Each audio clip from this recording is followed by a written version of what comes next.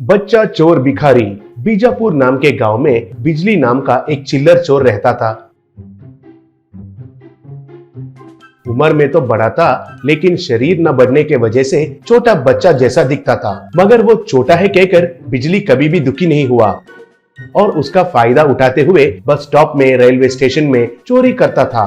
वो छोटे होने के वजह से कोई भी उसके ऊपर शक नहीं करते थे। वैसे ही बिजली उसका हाइट को चोरी करने में इस्तेमाल करता था।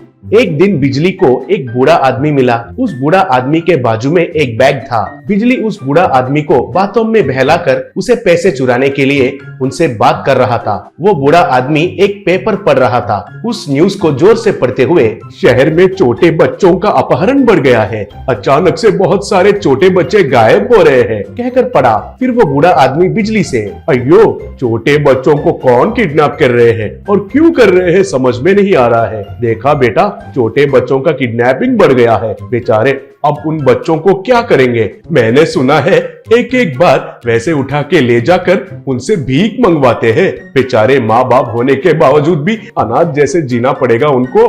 कुछ लोगों को तो विदेश में बेच देते हैं बेटा, कहा। तब बिजली, क्या कर सकते हैं दादाजी, हमारे पुलिस लोग अच्छे से काम करेंगे तो इतना किडनैपिंग होता है क्या बताओ, कहा। तब वो बूढ़ा आदमी, वो बात भी सही है, मगर बेटा तुम कहाँ जा रहे हो, कहकर पूछा। तब बिजली, मैं बगल वाले गांव में जा रहा हूँ, चलिए आपके साथ ही बस चढ़ता हूँ, कहा।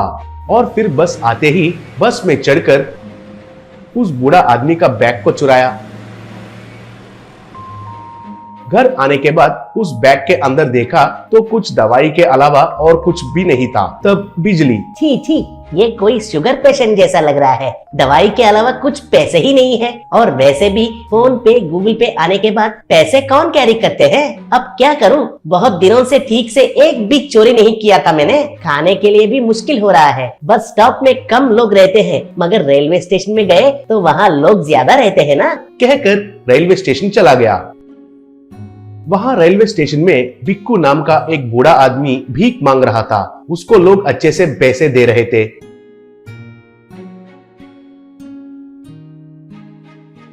बिजली रेलवे स्टेशन में गया। वहां पर बिक्कू को देखकर, वैसे ही बिक्कू के पास बहुत सारे पैसों के नोट्स और चिल्लर देखकर हैरान हो गया।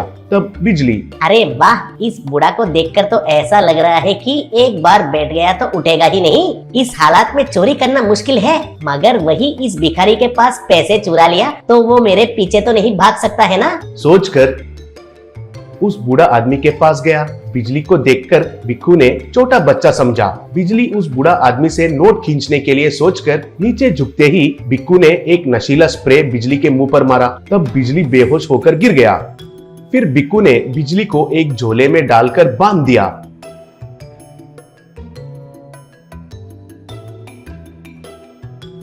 बाद में शाम को लोग कम होने के समय पर एक आदमी आकर उस झोले को उठाकर उसके बाइक पर डालकर चला गया।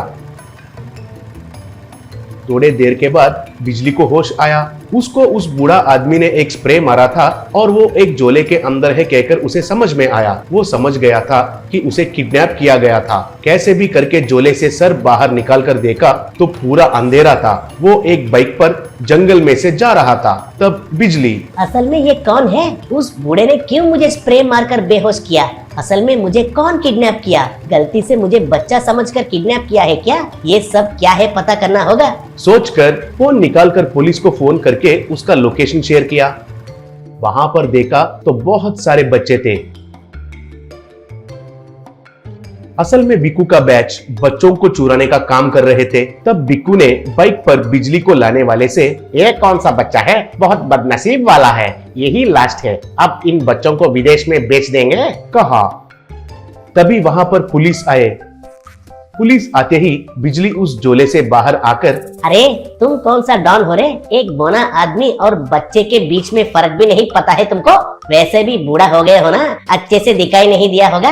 आपका ये जगह पता करने के लिए ही अब तक मैं चुप बैठा था। बेचारे उन छोटे बच्चों को किडनैप करके बेचोगे, मैं चोर हूँ मगर तुम लोग जैसे नहीं हूँ। पुलिस सर, इनको गिरफ्तार करके आजीवन कारावास की सजा दीजिए, कहा। वैसे बिजली ने उन बच्चों को किडनैप करने वालों को पकड़वाया।